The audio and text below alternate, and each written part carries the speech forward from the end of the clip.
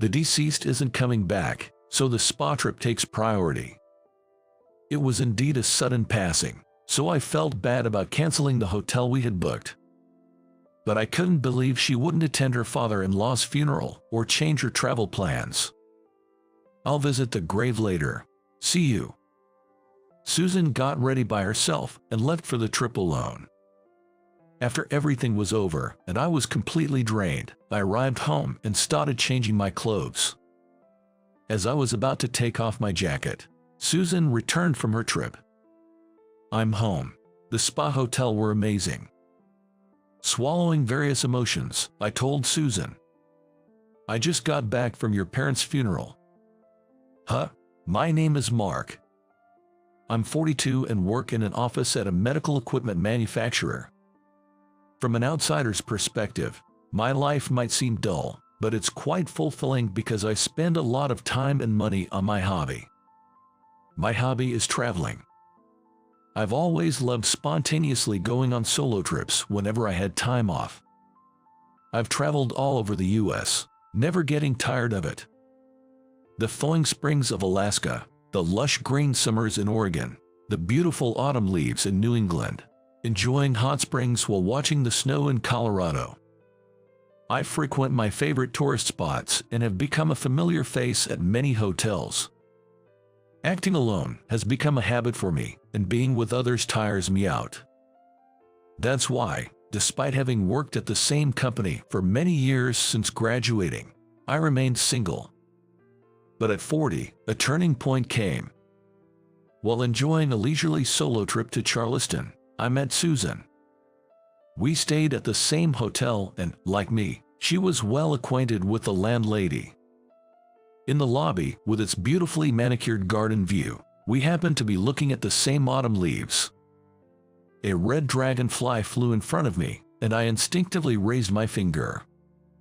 When it landed on my finger, Susan looked over and smiled. I returned the smile and said hi. It's a beautiful view, isn't it? Every fall, I feel like staying in this hotel. Me too. So, we must have crossed paths before without realizing it. We hit it off while talking. I vividly remembered Susan smiling against a backdrop of the beautiful garden. Susan attended a university in the city, but after graduating, she returned to her hometown in Montana. She worked in a real estate office there. She was outgoing, and I felt relaxed talking to her, unusual for someone I had just met. For someone like me, who had spent a lot of time alone, not having to be on guard was important. We exchanged contact information and, after the trip, kept in touch for calls and video chats, deepening our friendship. Meeting Susan made me seriously consider marriage for the first time. She was 33 at the time. Like me, she quickly became serious about marriage after meeting me. That year's end, I proposed to Susan. She agreed but had one condition. I'm not young anymore, and if you want kids, things might get rushed. I'm fine if it happens naturally, but I don't want to undergo fertility treatments. I wasn't particularly fond of children and understood that tool fertility treatments could take on a woman. So we decided not to stress over having kids and instead enjoy our hobby of traveling. At our wedding, Susan's parents and sister, Linda, from Montana, congratulated us. Mark, please take good care of Susan. We were worried she'd never settle down because of all her travels, but now we can finally relax. Mr. and Mrs. Smith, I may not be much, but I promise to work hard and make Susan happy. And so, Susan and I started our married life together in the city. For our honeymoon, Susan and I, who both love domestic travel, chose Hawaii. We relaxed there for about 2 weeks before returning to the city life and starting our married life. Since then, every 3 months, I took time off work so we could enjoy the diverse landscapes of the US. I think those were the most peaceful and happy days of my life. I won't say I've always lived alone, but most of the time, I made decisions and acted on my own. However, now everything was a duo act, and I started consulting before making any decisions. Life became more relaxed and enjoyable for me every day. But what about Susan? For about a year after our marriage, Susan was a homemaker, but gradually she expressed a desire to work outside. We could manage on my salary alone if we didn't splurge, but it seemed Susan wasn't completely satisfied.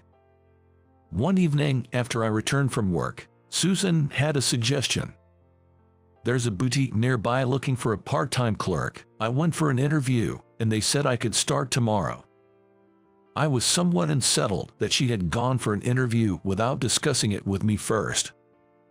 But it seemed like staying at home all day was almost painful for Susan, who had always been working. "Sure, we can get by on just your salary, but I want my own spending money. Everyone in the city is so stylish, and I feel so dowdy in comparison." I never thought of Susan as dowdy, having lived in the city myself. "Aren't you overthinking it, Tommy? You fit in perfectly with the city life." "That's sweet of you to say, but you're biased. I want to own designer bags and buy high-end skincare products for aging care, you know. That's okay, right?" I was really torn. Designer bags and expensive cosmetics seemed like a waste to me. But that's probably because I'm a man not interested in fashion.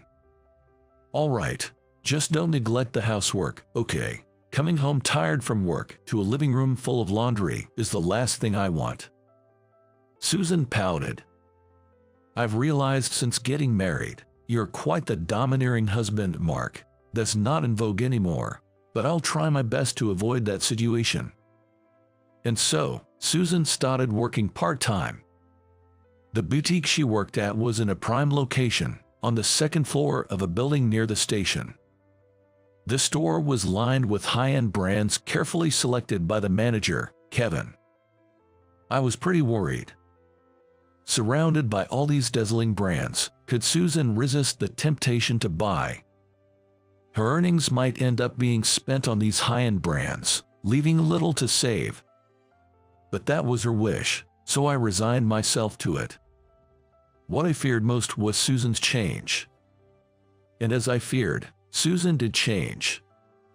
Once she started working, she became more flamboyant.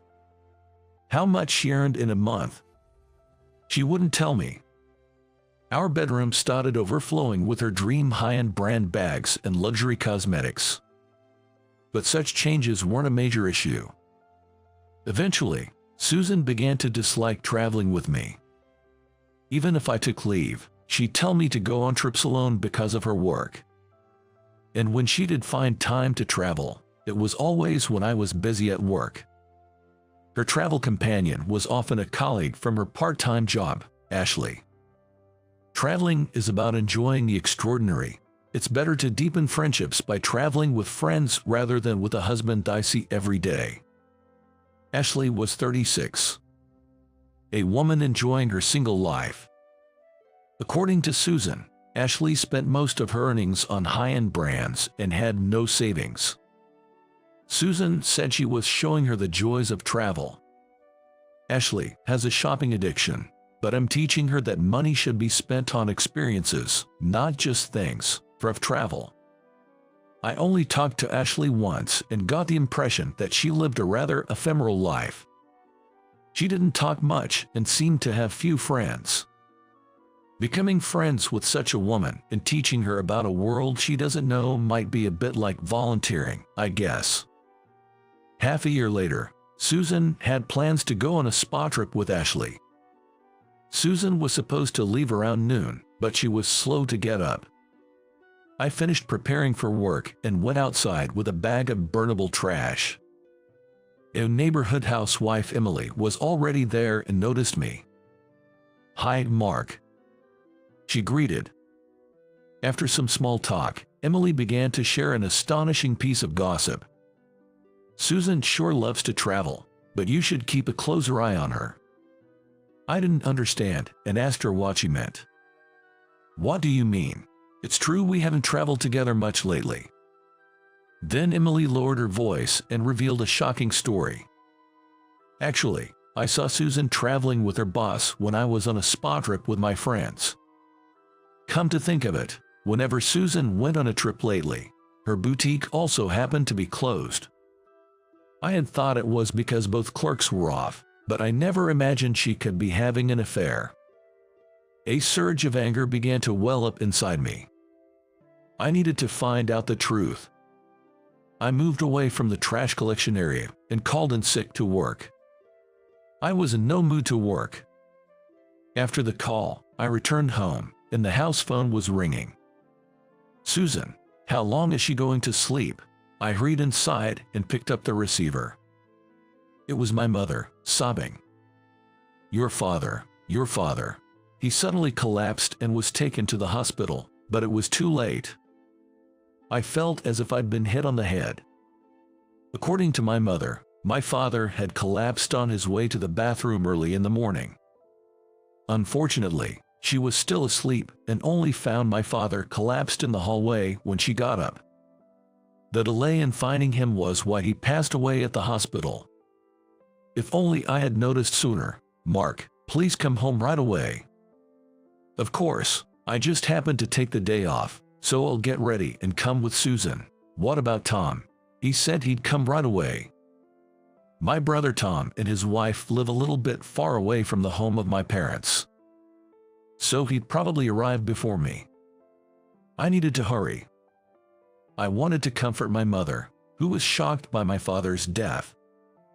I hung up and went to wake Susan. My mind was in turmoil with the sudden news, and I wasn't sure what the right thing to do was. Should I confront Susan about the affair now? Pretending not to know and going home with her might comfort my mother.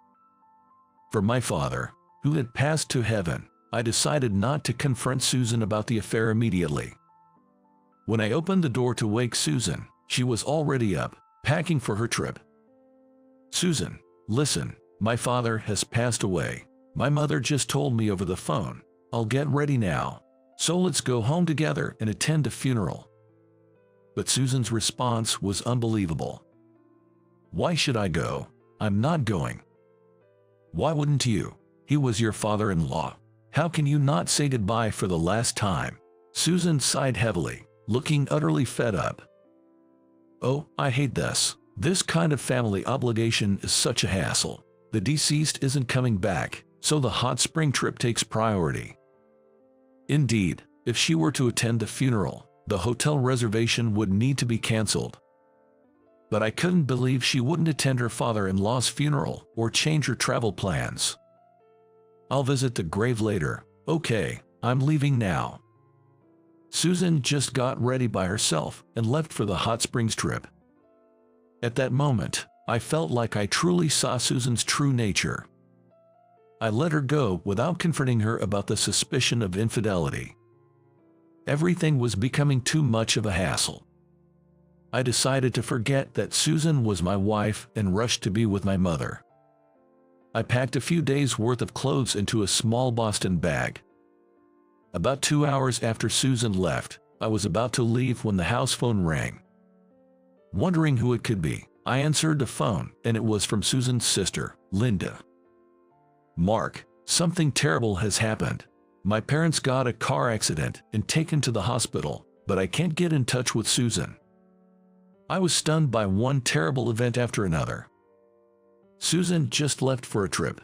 How are your parents?" Linda's voice quivered with tears over the phone. "It's bad. They were in a head-on collision with another car. I'm so confused. Mark, can you come here as soon as possible?" Linda's husband had passed away 5 years ago. Now, she was the only one at her family home, feeling lost about what to do. "Linda, actually, my father passed away 2 hours ago, and I was just packing to go to my mother's." Linda gasped over the phone. "What a tragedy. Your father too." I'll try calling Susan again.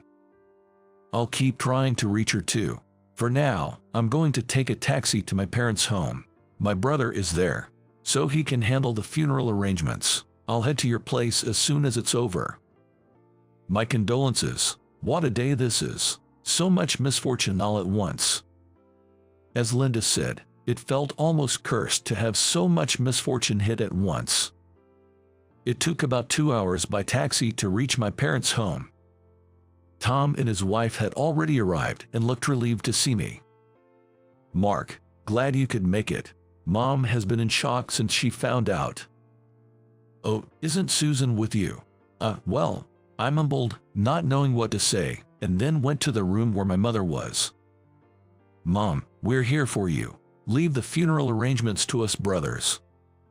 My parents had a close relationship, so my mother's shock was immense. She stayed by my father's side, mourning his passing. My sister-in-law complained about Susan not being there. After all, it was an old-fashioned family funeral, and female help was needed. I tried to prevent Susan's reputation from getting any worse. "Linda, sorry for the trouble. Susan's parents also passed away, so as soon as the funeral is over, I'll head to Montana. Susan must be having a hard time too. I wish she could have come here, but under the circumstances, I understand." Tom and his wife thought Susan was in Montana for her parents' funeral. I didn't elaborate, and after saying farewell to my father at the funeral, took a train in my funeral attire. Linda looked exhausted. "Mark, what's Susan doing? Her own parents have died, and where is she?" We kept calling her cell phone, but it was turned off. "I have a lot I want to say to Susan too, but for now, let's quietly say goodbye to your parents." So we managed to hold the funeral amidst the sudden chaos. When I called my office to say I'd be back the following week, I received a lot of sympathy. My boss said I could take more time off for bereavement, but I couldn't indulge in that. After everything was over, I returned home on Monday morning, utterly exhausted, and started changing my clothes. I entered the bedroom to take off my jacket when I heard the front door open. Susan was back. "I'm home. The spa trip was fantastic." As I entered the living room, there was Susan, lying exhausted on the sofa. Seeing my face, she gave a slightly apologetic smile. "Did your father's funeral go smoothly?" I was appalled by Susan's words, but swallowed various emotions and told her. "I just got back from your parents' funeral." "What? Your father and mother passed away? It happened just 2 hours after you left home. Linda tried calling you, but your phone was off. I couldn't reach you either." Susan frantically took out her cell phone from her bag and turned it on. It was pointless now, and I was just astounded by her actions. I wanted to enjoy the escapism of the trip, but it can't be true that my dad and mom passed away. You must be angry and playing a cruel joke. If you think it's a lie, call Linda. Susan hurriedly called Linda. I could faintly hear Linda's reproachful voice from the cell phone. Watching Susan's panicked apologies, I realized how completely my feelings for her had cooled. In the train, I had been indecisive, but now I was resolved. "You must have enjoyed your affair trip. I came back today to pack my things. I don't think I'll be returning." I went back to the bedroom, packed a couple of shirts and suits in a trunk, and called a taxi to head to my parents' house. Susan kept calling persistently from her phone. I thought of turning it off like she did during her trip, but I still had things to say, so I answered. "I'm sorry for leaving the house unattended. Let me come to your family's home now to pay my respects." I replied with a feeling of detachment. "No need for insincere condolences. If you have time for that, be with your father and mother. They won't answer you anymore, though." Susan was in a panic. "Why is this happening? I go on trips all the time, but why did this have to happen now? Maybe it's karma, a heavy price to pay, I think, but at least to me, you're now a stranger. Have a good time with the store manager." With that, I turned off my phone. My return was a relief to my mother, who was feeling lonely after losing her husband, Tom, being transferred frequently, so there were circumstances preventing him from staying with our mother. "If I stay at the family home, everything will work out smoothly." "Good to have you back. It's hard being alone in such a big house." "Don't worry, Mom. I'll commute to work from here. I can't replace Dad, but I won't let you feel insecure anymore." My mother tearfully expressed her gratitude. I'm glad I had sons. In times of sudden misfortune like this, you really are dependable. It's because you and Dad raised us with love. I wish I could have been more filial to Dad. Now, I'll do my best to help you. Losing my father made me realize his greatness. Not having children myself, I hadn't fully understood how much effort he put into raising us. Now, I'll devote myself to Mom and his place. A few hours later, Susan chased after me to our family home.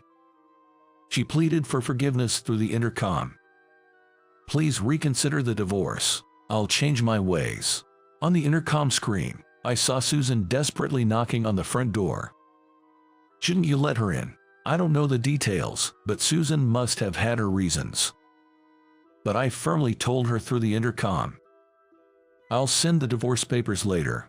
Sign them and be happy with the store manager. I told my mother about Susan's affair and how she enjoyed a trip with her lover during her parents' funeral. Hearing this, my mother was appalled and declared she'd never speak to Susan again. Thus, Susan and I decided to divorce.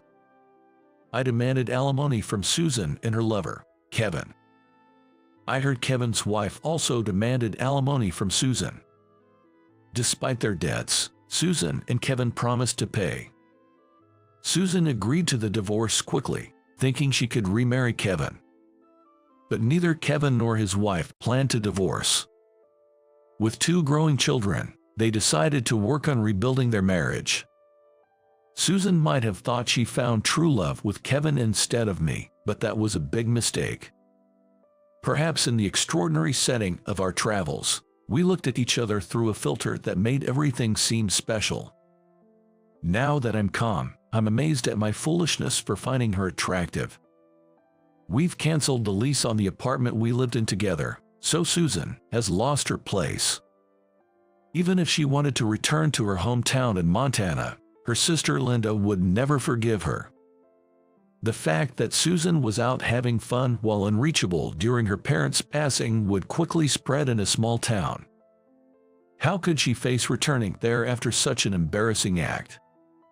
Once things settled, Linda even came to my family home to offer her condolences. I really appreciate your help with the funeral. Without you, Mark, we couldn't have had a proper service. I just did what I should as a son-in-law. By the way, how is Susan? I imagine it's tough for her, having to pay alimony to me and her affair partner's wife. After what she did, you know, in a small town, word spreads fast. The company she worked for before meeting you isn't willing to rehire her, so she's struggling.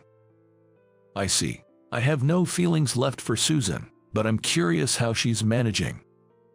She always dreamed of city life. After getting married to you and living in the city, it must be hard for her to live in a small town with everyone watching, but you reap what you sow. I heard that all the inheritance left by their parents went to Linda. Because of the disgrace Susan brought to the family name, she had to sign papers relinquishing her inheritance rights. I don't think my parents forgive Susan.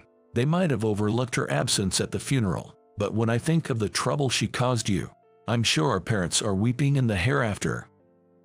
Susan couldn't have her relatives pay the alimony for her and had no one else to turn to.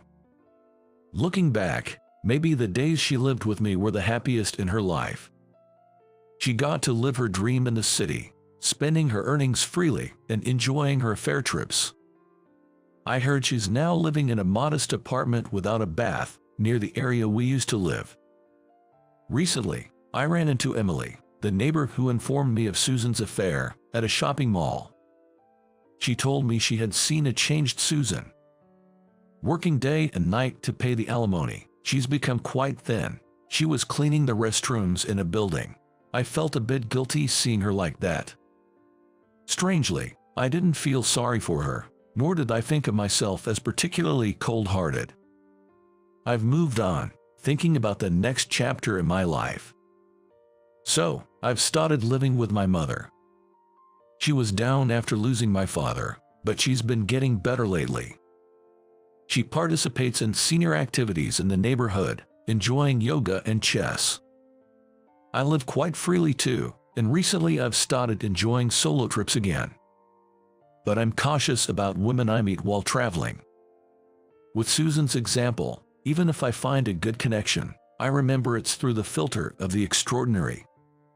One day, 2 years later, I attended my middle school reunion. There, I hit it off with a classmate who had just divorced her husband. We go out for drinks twice a week, and I'm thinking of inviting her on a day trip.